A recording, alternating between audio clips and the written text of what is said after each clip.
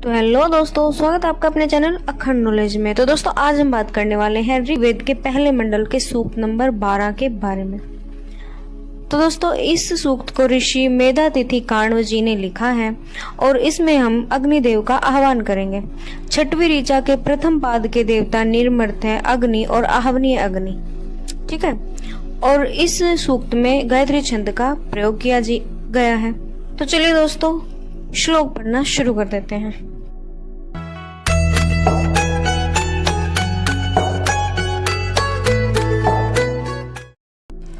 तो इस सूक्त का हमारा पहला जो श्लोक है वो है कि अग्निदूतम वृणीमहे होतारम विश्ववेदसम अश्य यज्ञस्य सुकृतुम।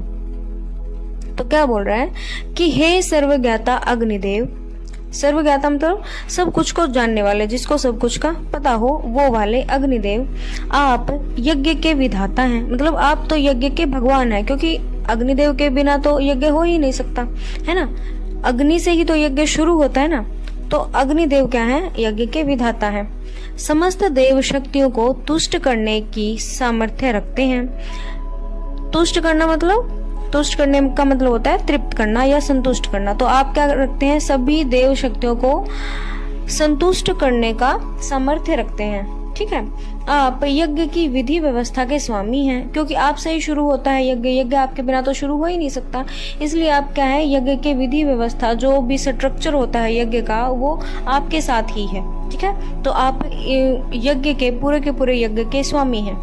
ऐसे समर्थ आपको हम देवदूत रूप में स्वीकार करते हैं। समर्थ आपको मतलब कि आप सब कुछ कर सकते हैं। ऐसे समर्थ देवता को हम क्या स्वीकार करते हैं कि आप भी एक देवदूत हैं और हम आपकी भी प्रार्थना करेंगे, आपकी भी भक्ति करेंगे, ठीक है।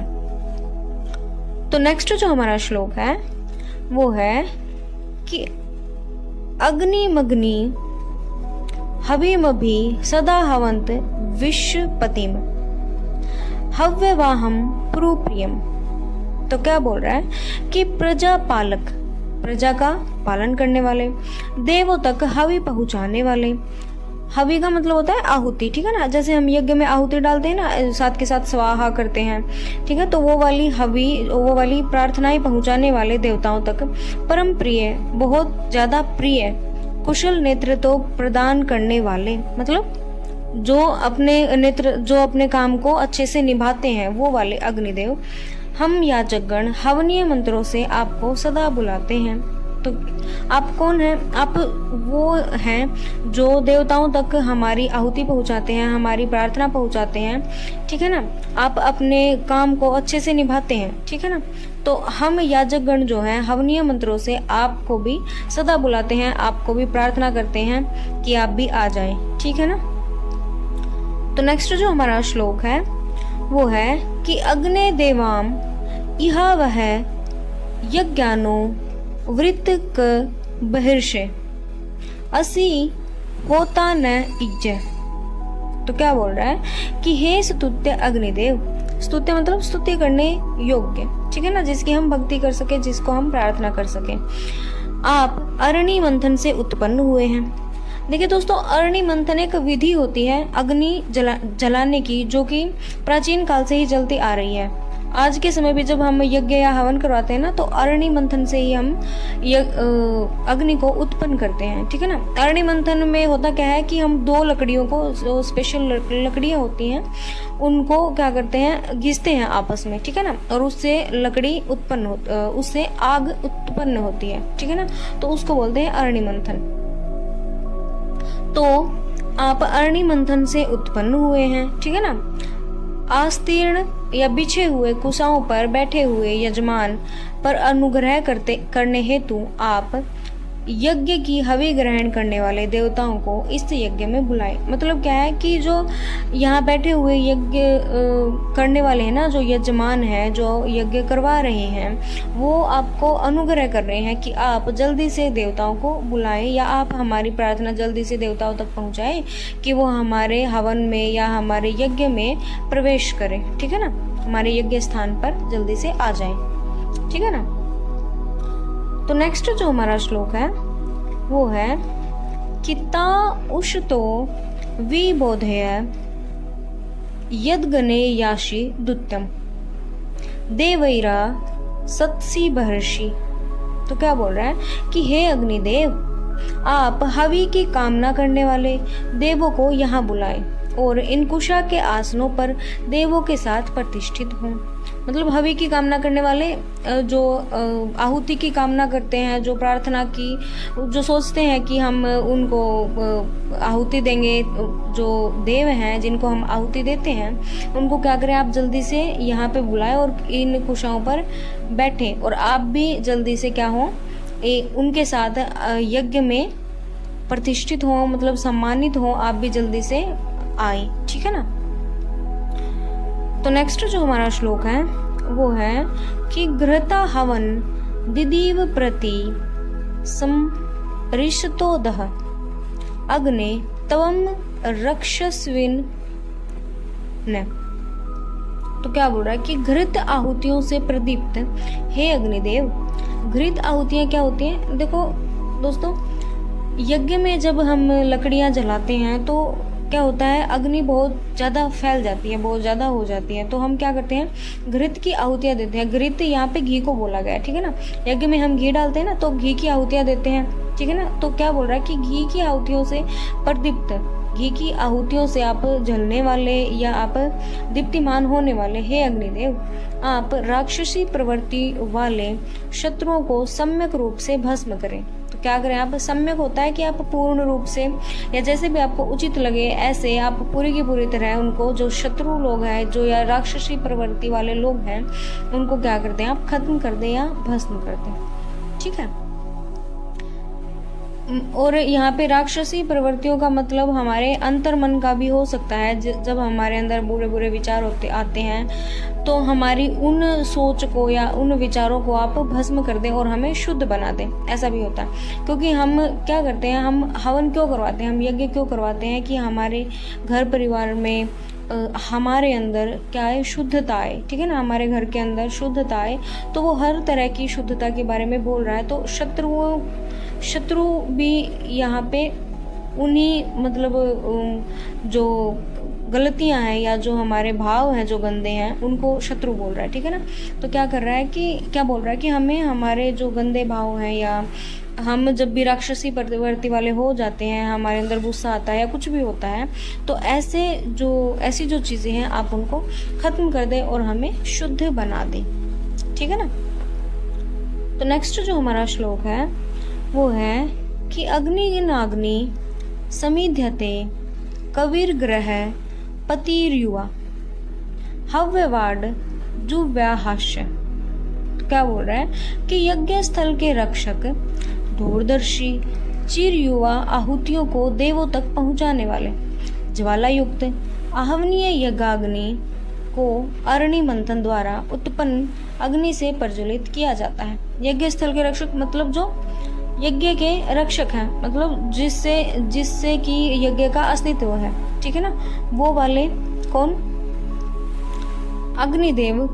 और क्या क्या खूबियां हैं उनमें, दूरदर्शी हैं, वो दूर तक की चीज़ों को मतलब देख लेते हैं। चिर युवा हैं, और युवा हैं मतलब हर काम वो कर सकते हैं, आहुतियों को देवों तक पहुंचाते हैं और हमारी प्रार्थनाओं को भी देवों तक पहुंचाने वाले हैं। ज्वाला युक्त हैं, अग्नि युक्त हैं, आहवनीय यज्ञाग्नि को अरणि मंथन द्वारा उत्पन्न अग्नि से प्रज्वलित किया जाता है। तो यज्ञ की अग्नि को क्या किया जाता है, मैंने बताया था ना कि अरणि विधि क्या होती है, वो लकड़ियों को घिस के जो बनाते हैं अग्नि, उसको अरणि बोलते हैं, ठीक है ना, अरणि विधि बोलते हैं। तो उससे क्या किया गया है, यज्ञ की अग्नि को उससे बनाया गया है या उत्पन्न किया गया है, ठीक है।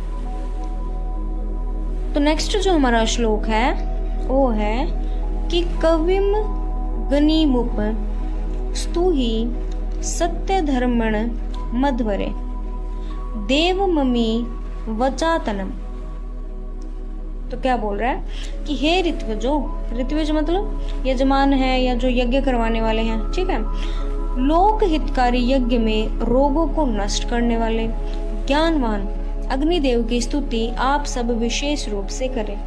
लोक हितकारी मतलब जो लोगों का हित करते हैं यज्ञ में, और यज्ञ से क्या होता है, रोगों का नाश होता है।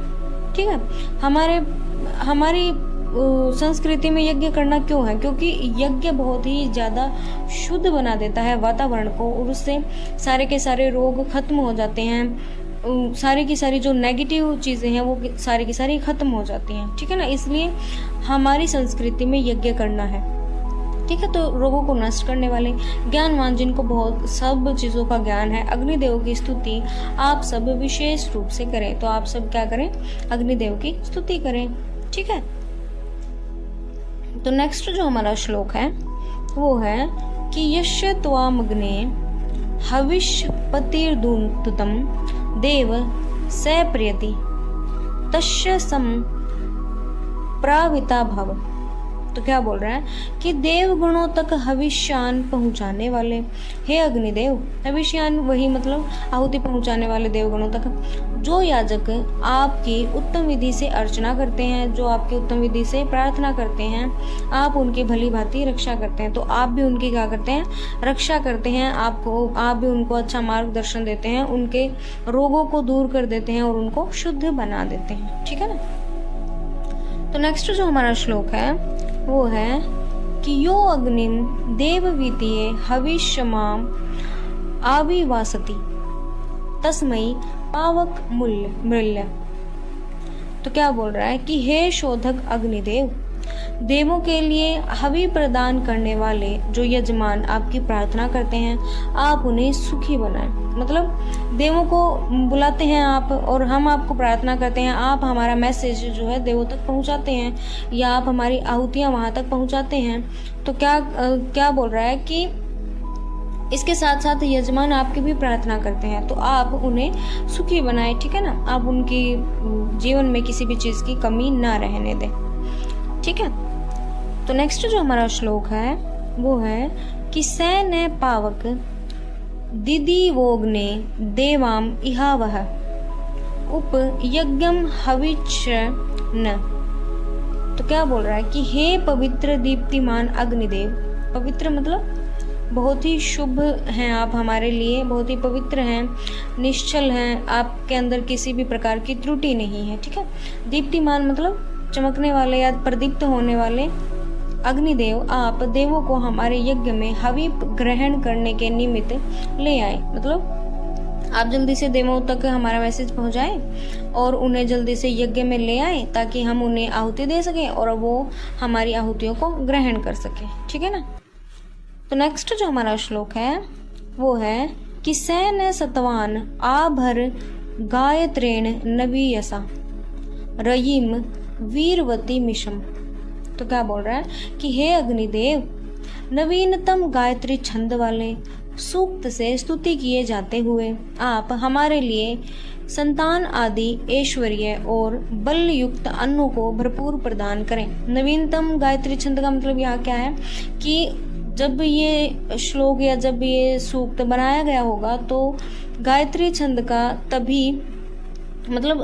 गायत्री छंद बहुत नया नया होगा, तभी उसका निर्माण हुआ होगा, या तभी उसकी जो श्लोक बनाने वाले हैं उन्होंने उसका निर्माण किया होगा। ठीक है ना, तो अभी अभी गायत्री छंद बना है और नए नए गायत्री छंद से आपको हम स्तुति कर रहे हैं। ठीक है ना, आपके सूक्तों को गा रहे हैं। तो क्या करें, आप हमारे लिए अच्छी अच्छी संतानें दें।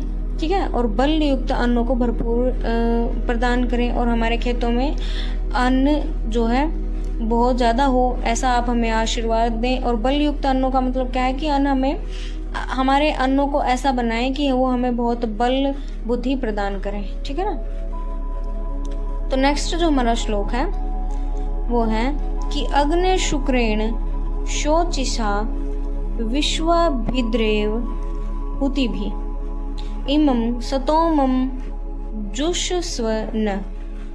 तो क्या बोल रहा है कि हे अग्निदेव, अपनी कांतिमान दीप्तियों से देवों को बुलाने के निमित्त हमारी स्तुतियों को स्वीकार करें। कांतिमान दीप्ति, कांति का मतलब होता है चमकीली चीज कोई। ठीक है ना, आपकी लपटें क्या हैं? दीप्ति का मतलब लपटें। आपकी लपटें बहुत चमकीली हैं, तो आप अपनी चमकीली आग की लपटों से देवों को बुलाने के लिए हमारी स्तुतियों को स्वीकार करें। जल्दी से आप हमारी स्तुतियों को स्वीकार करें और हमारी स्तुतियों को देवों तक पहुंचाएं और उनको यहाँ बुलाएं। ठीक है ना? तो दोस्तों आज के लिए बस इतना ही। वीडियो अच्छी लगे तो लाइक, शेयर और कमेंट करना न भूलें। चैनल को सब्सक्राइब जरूर करें। धन्यवाद। शिव समा